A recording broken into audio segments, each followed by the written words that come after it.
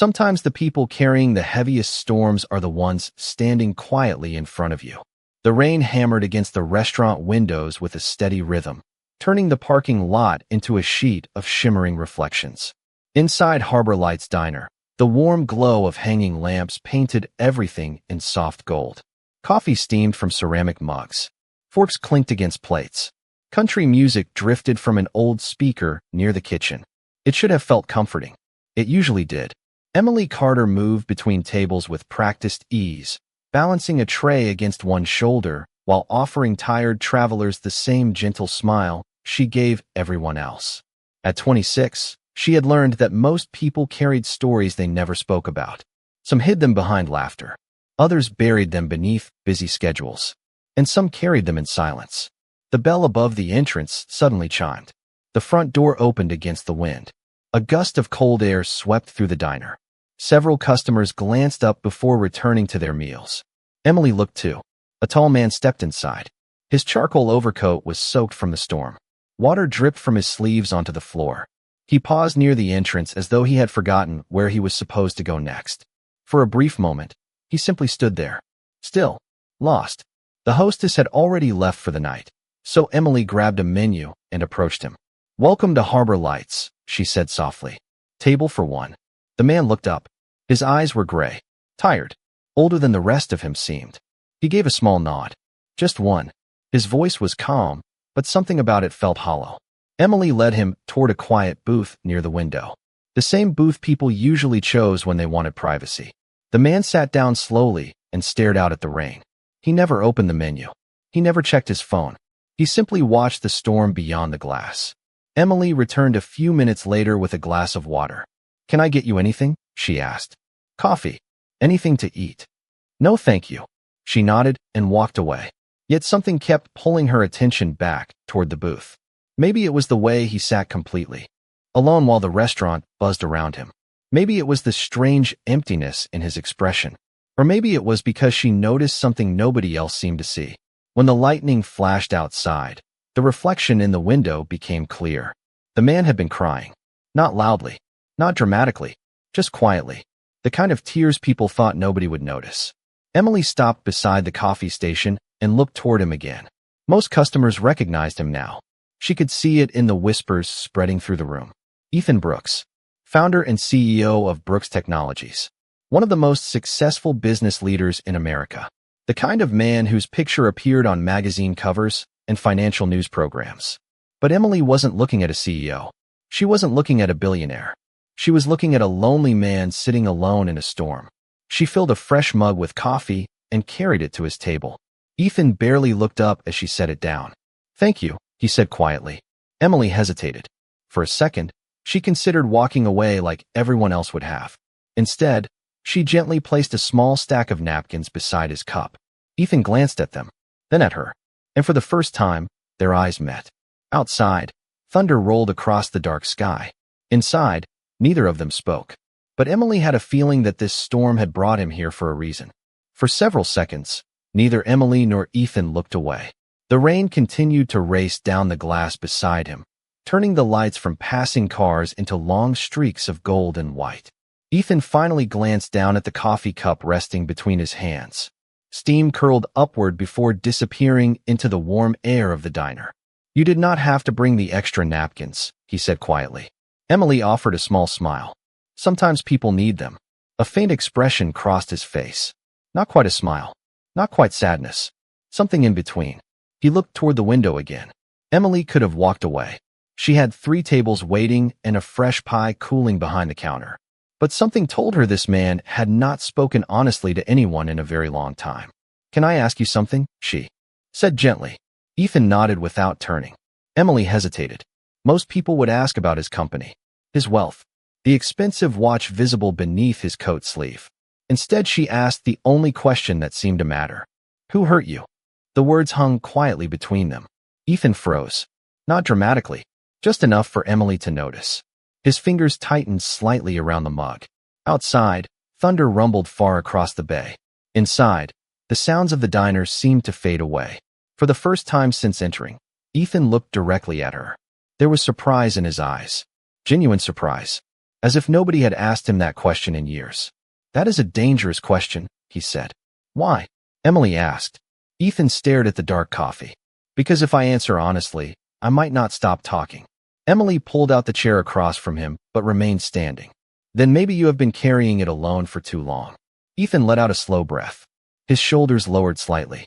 The posture of a man who spent every day carrying invisible weight. Do you know who I am? He asked. Emily nodded. I figured it out after a few customers started whispering. And that does not change anything? She shook her head. People are still people. Something about that answer seemed to reach him. He looked down at his left hand resting beside the cup. Emily followed his gaze. There was a pale mark around his ring finger. A circle where a wedding band had once been. Ethan noticed her noticing it. He turned his hand over slowly. 30 minutes ago, I was standing in a cemetery. Emily remained silent. Today would have been our 18th wedding anniversary. His voice nearly disappeared on the final words. The diner suddenly felt smaller, warmer, quieter. Emily sat down across from him. Not as a waitress, not as an employee, just as another human being. Ethan stared into the storm beyond the glass.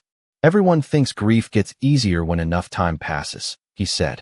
But some days it feels like the world keeps moving while you stay frozen in place. Emily listened. She did not interrupt. She did not offer advice.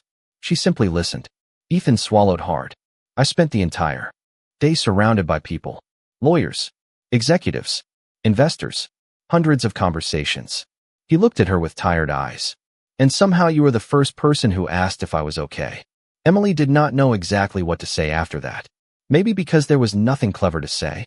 Nothing that could fix 18 years of memories or erase the empty chair waiting at home. So she simply nodded. Sometimes silence was kinder than advice. Ethan looked down at his coffee again. The steam had faded. The surface sat perfectly still, much like the expression he wore whenever the weight inside him became too heavy to carry openly. Her name was Claire, he said after a long pause. Emily noticed the way his voice softened when he spoke it, as though even now he was afraid the name might disappear if he said it too loudly. She was the only person who never cared about any of this. He gestured vaguely toward himself, toward the expensive coat hanging beside the booth, toward the invisible empire everyone associated with his name. When I met her, I was renting a tiny apartment over a hardware store. I had exactly $400 in my checking account. A faint smile appeared. Small. Real. She thought I talked too much. Emily laughed quietly. Did you? Constantly. For the first time that evening, Ethan almost looked like a different man. Younger somehow. Less guarded. I used to tell her every business idea I had. Most of them were terrible. Only most of them? Emily asked. Ethan shook his head. Probably all of them. The smile faded gradually, like sunlight slipping behind clouds. She believed in me anyway. Outside, rain continued to tap against the glass. The storm showed no sign of ending. Neither, it seemed, did the memories. Everybody thinks losing someone happens once, Ethan continued. But it does not. Emily listened carefully.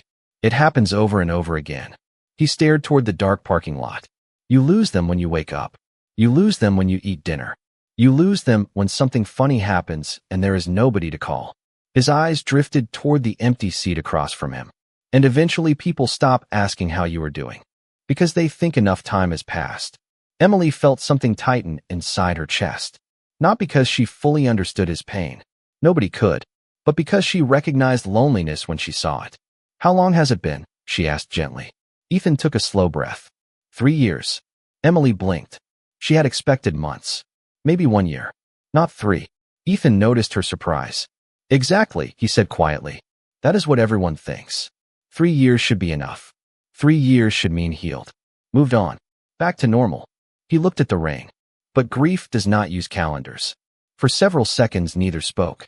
Then Emily reached for the small coffee pot she carried and refilled his mug without asking. Ethan watched her. You know, he said, most people spend 5 minutes with me talking about stock prices, mergers, or business forecasts. Emily shrugged lightly. Those things sound exhausting. A genuine laugh escaped him before he could stop it. It surprised both of them. The sound seemed almost foreign after such a long evening. And somewhere deep inside, hidden beneath the storm, beneath the grief, beneath the years of pretending to be strong, something small began to shift. The laughter faded, but the warmth it left behind remained. Ethan looked almost surprised that the sound had come from him at all. He wrapped both hands around the coffee mug as though it were something steady in a world that had forgotten how to be. Around them, the diner continued its quiet rhythm. A truck driver paid his bill near the register. A young couple shared a slice of pie by the window. The cook called out an order from the kitchen. Life moved forward. It always did. Emily glanced at the clock above the counter. Nearly 10 o'clock. Her shift would end soon. Normally, she would already be wiping down tables and stacking menus for the night. Instead, she remained seated across from a man who seemed to be speaking honestly for the first time in years. Ethan followed her gaze. "You should probably get back to work." "Probably," Emily admitted. Neither moved. A faint smile touched Ethan's face. "Your manager is going to think I kidnapped his favorite waitress." "My manager? Left an hour ago." "Then who is in charge?" Emily gestured toward herself. "That would be me." Ethan blinked. "You run this place?" "Only at night." "You seem young for that responsibility." Emily laughed softly. "That is another way of saying I look too young." "I was trying to be polite." "And failing." Ethan shook his head. Another smile appeared. This one lasted longer. Then his eyes drifted toward the rain-streaked window again. The smile faded. Not completely. Just enough for the sadness underneath to become visible once more. "Claire loved storms," he said quietly. Emily listened. "Most people hate them." She would sit on the porch and watch them for hours. His voice softened. "She always said storms reminded her that the world was bigger than our problems." He stared at the water running down the glass. "I never understood what she meant until after she was gone." Emily folded her hands on the table. "What do you think she meant?" Ethan considered the question. "Maybe that pain feels permanent when you are standing inside it." He watched a flash of distant lightning illuminate the parking lot. "But storms eventually move on." Emily nodded slowly. "And maybe people do too." Ethan looked at her. "Do they?" The question carried more weight than the words themselves. Emily hesitated. She thought about her own life. The years she had spent rebuilding after loss. The birthdays that still felt incomplete. The empty places certain people left behind. "I do not think we move on," she said carefully. "I think we move forward." Ethan remained silent. "The people we love come with us," she continued. "Just differently than before." For several seconds he said nothing. Then he lowered his eyes toward the coffee. His expression changed. Not sadness. Not relief. Something quieter. Recognition. As though a truth he had been avoiding had finally found its way into the room. Outside, the rain began to soften. The thunder grew more distant. The storm was still there, but it no longer felt endless. Ethan reached into his coat pocket and pulled out a thick, cream-colored envelope. He stared at it for a moment before setting it carefully on the table beside his cup. Emily noticed the way his hand lingered on it. The way his expression immediately changed. Whatever was inside that envelope mattered. A great deal. Ethan swallowed hard. "There is something I have not been able to bring myself to read." Emily looked at the envelope resting beside the coffee cup. It was slightly worn around the edges, as though it had been carried for a long time. The paper was thick and expensive, but the way Ethan stared at it made it seem fragile, like something that could break if touched the wrong way. The rain outside had softened into a steady drizzle. Water still traced lines down the window, but the storm had lost its anger. Inside the diner, only a few customers remained. The clock above the counter ticked quietly through the late evening hours. Ethan kept his eyes on the envelope. "Claire wrote this before she passed away," he said. Emily did not speak. "The hospital called me while I was traveling for work. By the time I arrived, she was already gone." His voice remained calm, but there was exhaustion beneath every word. "A nurse handed me this and said Claire wanted me to read it when I was ready." He gave a small, humorless smile. "Apparently, I have spent 3 years deciding I was not ready." Emily glanced at the envelope again. "You never opened it?" Ethan shook his head. "Every time I tried, I stopped." He traced a finger along the edge of the paper. "Part of me was afraid of what she might say." "Why?" Ethan leaned back in the booth. "Because what if it was goodbye?" His eyes drifted toward the dark window. Goodbyes make things real. Emily understood that. Not completely, but enough. Sometimes people held on to unopened doors because opening them meant accepting that the life on the other side was gone forever. "Maybe it is not goodbye," she said softly. Ethan looked at her. "Then what is it?" Emily thought for a moment. "Maybe it is the last conversation she wanted to have with you." The words settled gently between them. Ethan stared at the envelope again. His expression shifted. Not dramatically, just enough to suggest he had never considered that possibility before. A long silence followed, the kind that felt thoughtful, instead of uncomfortable. Finally, Ethan released a slow breath. Claire always hated unfinished conversations. A genuine smile touched his face. She would follow me through the entire house if we argued. Emily laughed quietly. She sounds persistent, relentless. For a brief moment, warmth returned to his eyes. One time we spent 40 minutes debating where to hang a painting. Who won? Ethan shook his head.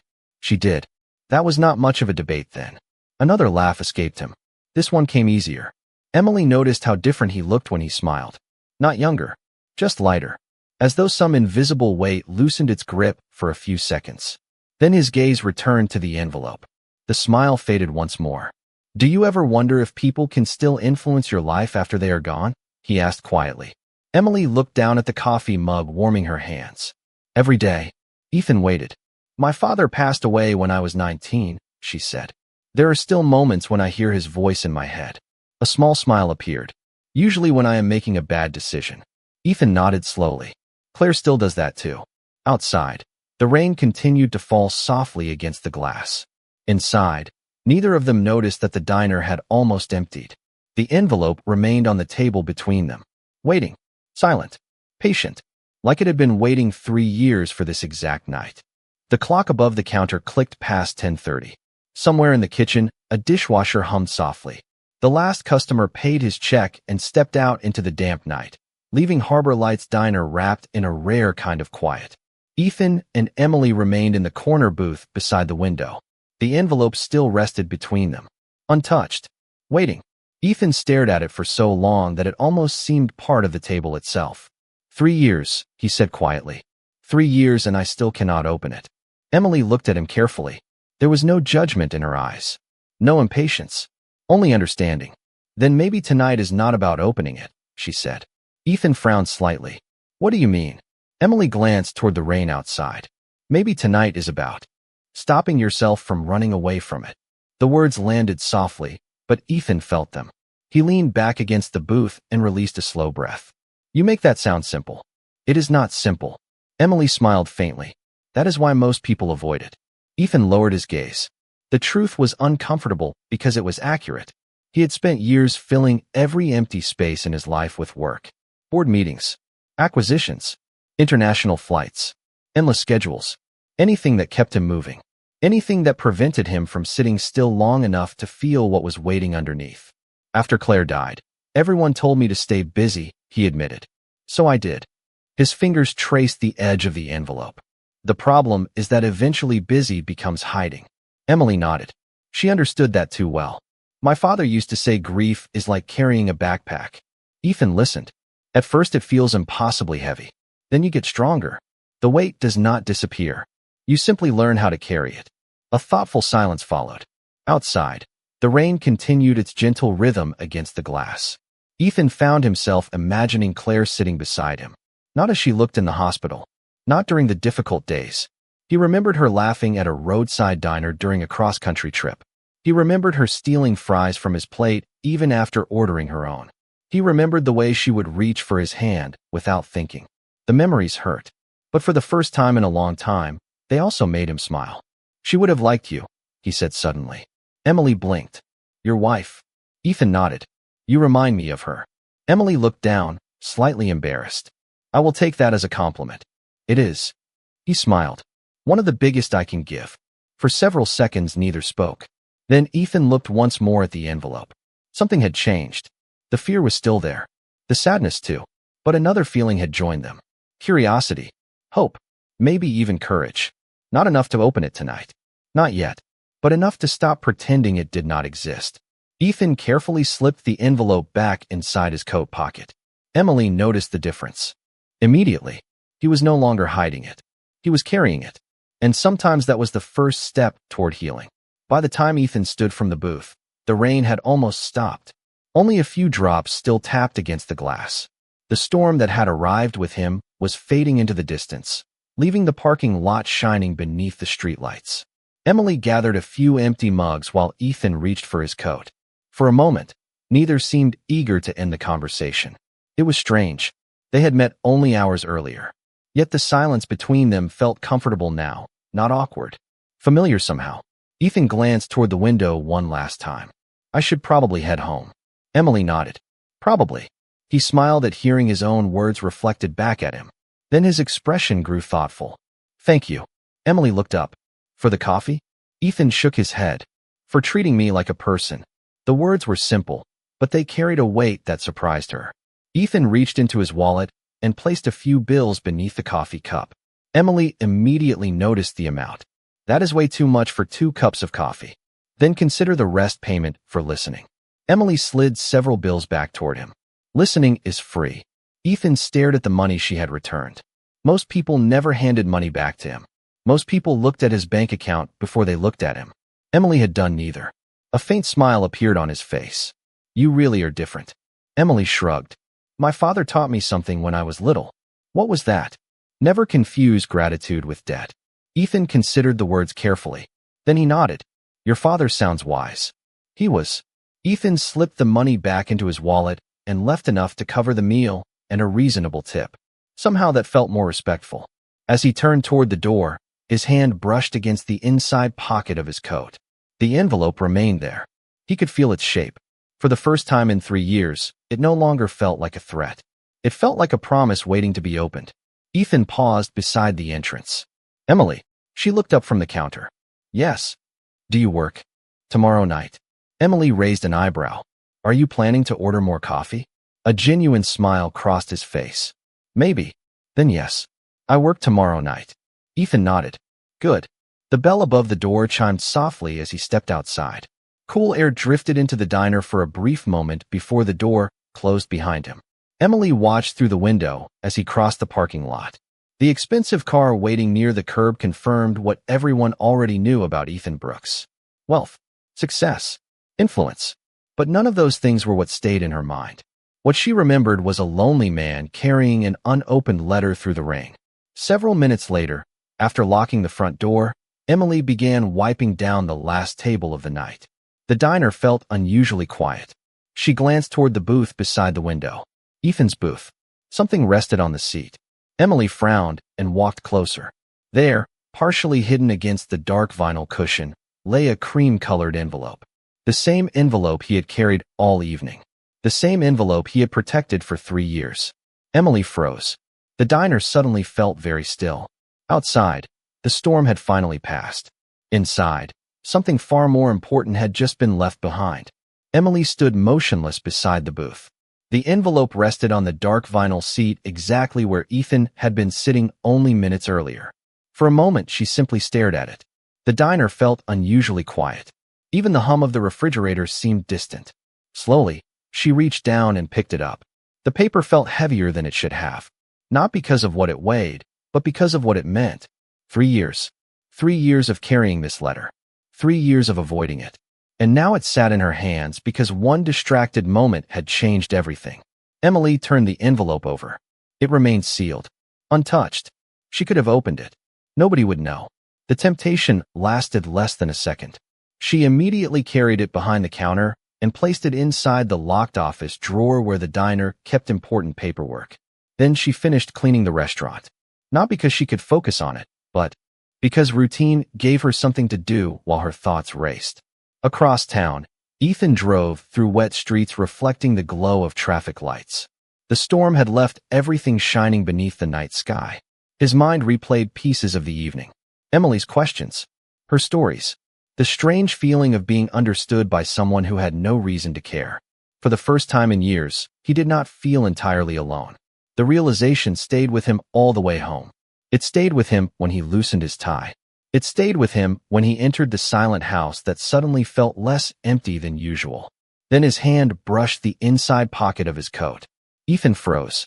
Instantly, he checked the pocket again. Then the other side. Then every pocket. His heartbeat quickened. The envelope was gone. He searched the coat twice more even though he already knew the truth. It was not there. Ethan sat down heavily in the nearest chair. 3 years. He had protected that letter for 3 years. He closed his eyes and retraced the evening. The cemetery. The drive. The diner. The booth by the window. Emily. The realization came immediately. He had left it behind. Normally, he would have called an assistant, a driver, someone from his office. Tonight, he did none of those things. Instead, he looked toward the clock on the wall. Nearly midnight. Harbor Lights was definitely closed. Yet somehow he knew the envelope would be safe. Not because of luck, because of Emily. Meanwhile, back at the diner, Emily finished locking the front entrance. Before leaving, she opened the office drawer one final time. The envelope remained exactly where she had placed it. Her eyes lingered on it for a second. Then she smiled softly. Tomorrow, she thought. Tomorrow he will come back. As she switched off the final light, moonlight slipped through the windows where rain had once fallen. The storm was gone now. But neither Emily nor Ethan realized that the forgotten envelope had become more than a lost possession. It had quietly created a reason for their paths to cross again. The next afternoon passed slowly for Emily. Harbor Lights Diner followed its usual rhythm. Coffee refills, lunch specials, familiar faces. Yet every time she walked past the locked office drawer, she thought about the envelope waiting inside. By 6 o'clock, the dinner crowd had begun to arrive. By 7, every booth near the windows was occupied. By 8, Emily found herself glancing toward the entrance more often than she wanted to admit. Then the bell above the door chimed. She looked up immediately. Ethan Brooks stepped inside. This time there was no storm, no soaked coat, no thunder outside the windows. Yet somehow he looked just as nervous. His eyes searched the room until they found hers. Emily smiled. Looking for something? Relief appeared on his face so quickly that it made her laugh. Ethan walked toward the counter. Please tell me you found it. Maybe. Emily folded her arms. Depends what we are talking about. Ethan shook his head. That is not funny. A little funny. For the first time since entering, he smiled. Emily disappeared into the back office and returned a moment later, holding the cream-colored envelope. Ethan stared at it, as though he were seeing an old friend. Or perhaps an old fear. He accepted it carefully. Thank you. You are welcome. He looked down at the sealed flap. The paper remained untouched. Safe. Exactly as he had left it. You never opened it? Emily looked genuinely surprised by the question. Of course not. Ethan nodded slowly. I know that. He paused. I just needed to hear it. Something shifted inside him then. Not because the envelope had been returned. Because Emily had protected something valuable without expecting anything in return. In his world, trust was usually written into contracts, measured in percentages, verified by lawyers. Yet this felt more meaningful than any agreement he had signed in years. Emily pointed toward the familiar booth by the window. Your table is available. Ethan glanced over. The same booth. The same view. The same place where everything had begun. You saved it for me. Emily shrugged. Maybe. You seem to say that a lot. Maybe. Ethan laughed softly and slid into the booth. Emily brought over a fresh cup of coffee without asking. Outside, the evening sun painted gold across the parking lot. The storm clouds were gone. Everything looked brighter. Ethan rested the envelope beside his cup. This time he did not hide it inside his coat. He left it where he could see it. Progress. Small but real. Emily noticed. You were getting closer. Ethan followed her gaze. To what? Opening it. He stared at the envelope for a long moment. Then he looked back at her. Last night was the first time in 3 years that I thought I might actually do it. Emily smiled. That sounds like progress. Ethan nodded. For the first time in a very long time, progress felt possible.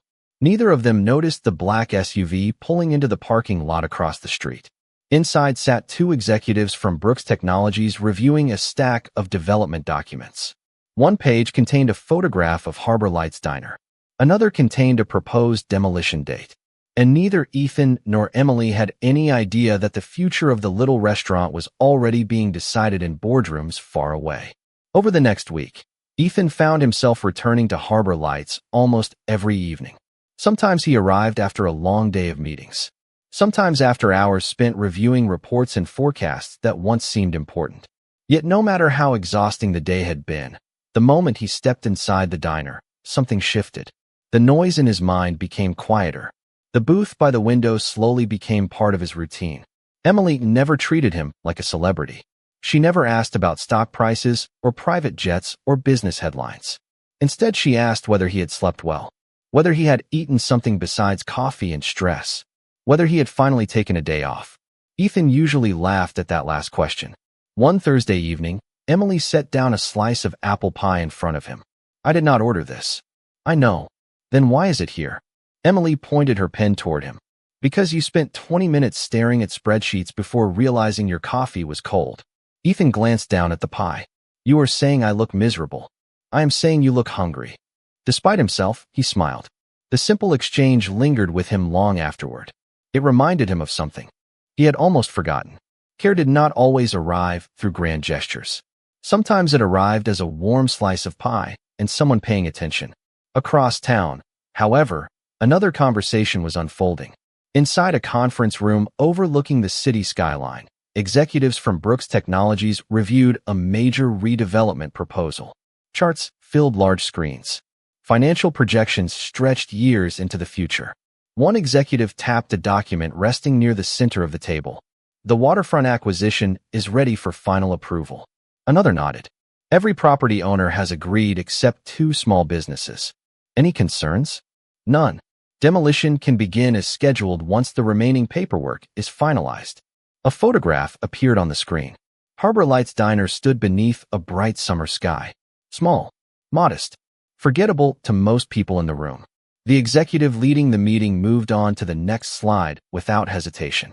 Millions of dollars depended on the project. Nobody questioned it. Nobody looked twice at the photograph. Later that same evening, Ethan sat across from Emily while absent-mindedly stirring his coffee. The envelope rested beside him, still sealed. Yet now he touched it less like a burden and more like a companion. Emily noticed.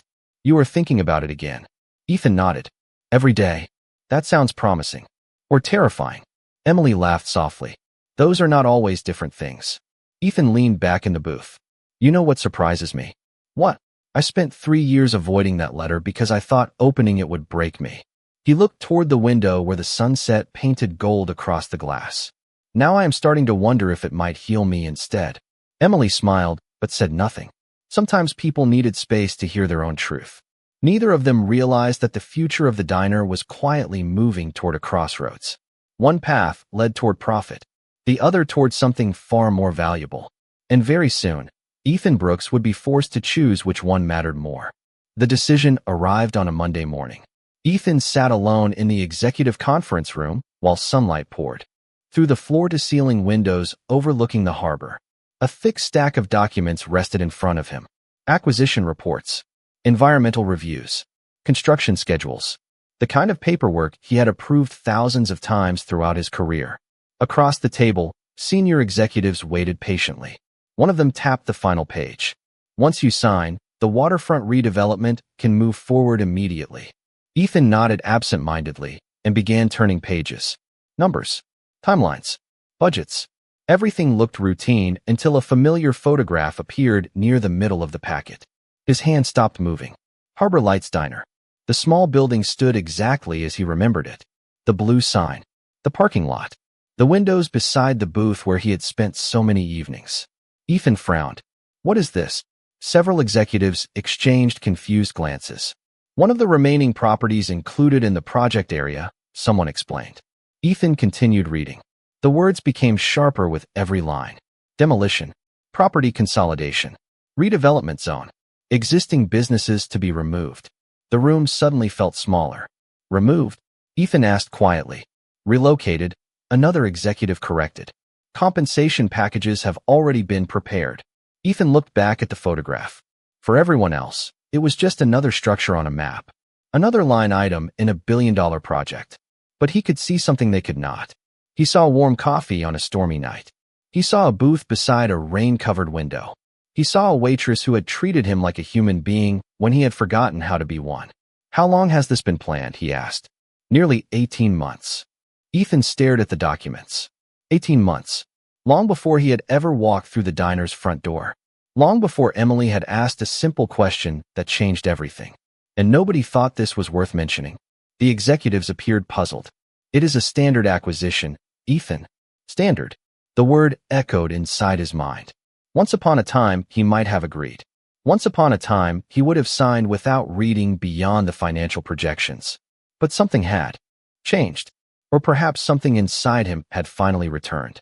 That evening, Ethan arrived at Harbor Lights carrying the folder. Emily immediately noticed his expression. Bad day. she asked while refilling his coffee. Ethan looked toward the familiar window. The evening sky was calm. No storm. No rain. Yet he felt unsettled. Maybe. Emily slid into the seat across from him. What happened? Ethan opened the folder and turned it toward her. Emily studied the photograph for several seconds before recognition appeared in her eyes. Then she read the headline beneath it. Her smile faded. The diner suddenly felt quieter than usual. What is this? She asked softly. Ethan met her gaze. That is exactly what I am trying to figure out. Emily stared at the document for several long seconds. The photograph of Harbor Lights seemed unreal sitting on a corporate report. She knew every inch of the building. The squeaky front door, the faded blue sign, the booth by the window, the coffee machine that occasionally made strange noises during busy mornings. Yet on the page in front of her, none of those things existed. The diner was reduced to a parcel number and a projected land value. Emily slowly closed the folder. How many people know about this? Ethan leaned back in the booth. The executives working on the project. And until today, you did not. Ethan shook his head. I trusted the process. His voice carried a quiet frustration. That used to be enough. Emily looked around the diner. Several regular customers laughed near the counter. A retired couple shared a slice of pie. A truck driver sat reading the newspaper while finishing his dinner. Ordinary people living ordinary moments. What happens if the project moves forward? She asked. Ethan did not answer immediately. He already knew the numbers, the timelines, the projections.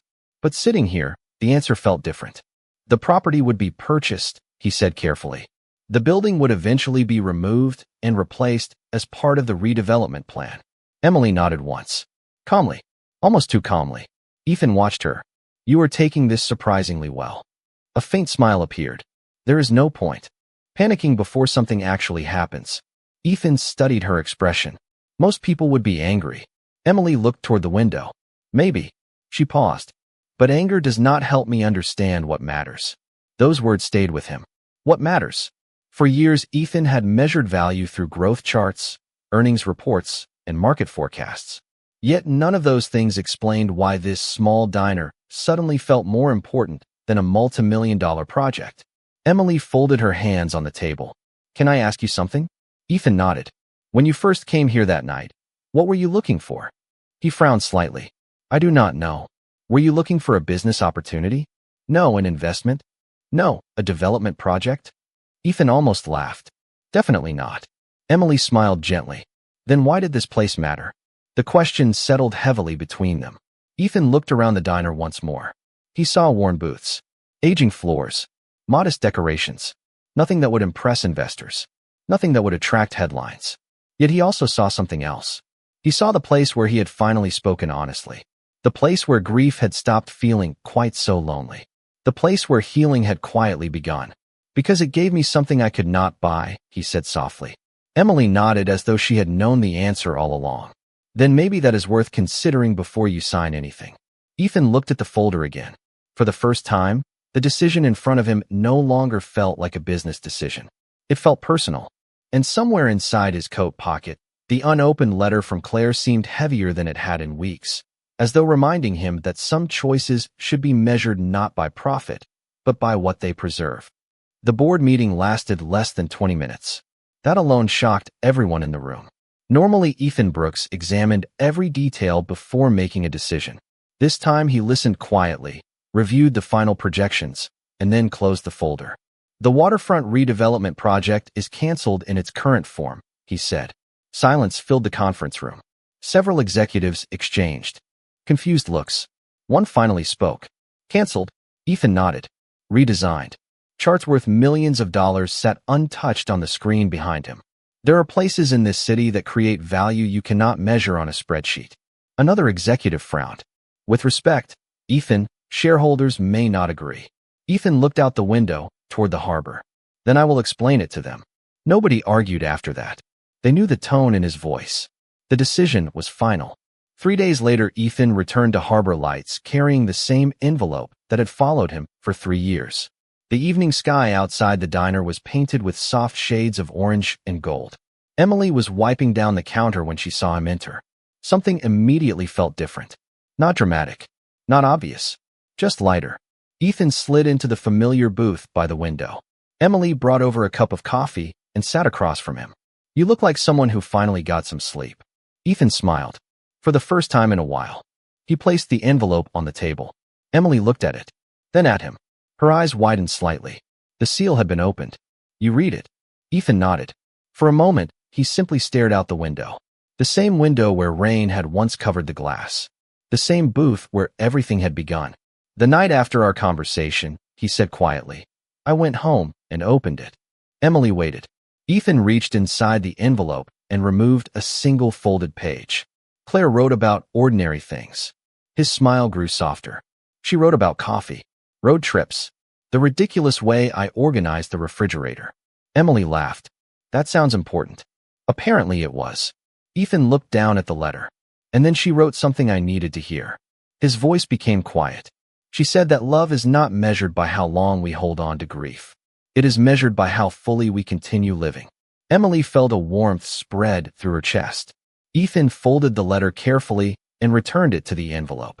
For 3 years I thought opening it would be goodbye. He looked around the diner. Instead it felt like permission. Outside, the first drops of rain began tapping softly. Against the window. Not a storm. Just a gentle reminder. Ethan smiled at the sound. The project is gone, by the way. Emily blinked. What project? The one that would have taken this place away. For a second, she simply stared at him. You canceled it? Ethan shook his head. I changed it. He glanced around the diner filled with familiar faces and ordinary conversations. Some things deserve to stay. Emily looked toward the window where the rain continued falling softly. Neither spoke for several moments. They did not need to. The answer had already arrived. Not in a boardroom, not in a contract, but in a simple question asked by a waitress on a stormy night. Ethan lifted his coffee cup and smiled. And for the first time in years, the future no longer felt like something he had to survive. It felt like something he could finally live. Sometimes the richest gift is not money, power, or success. Sometimes it is a person who reminds you that your heart is still allowed to heal.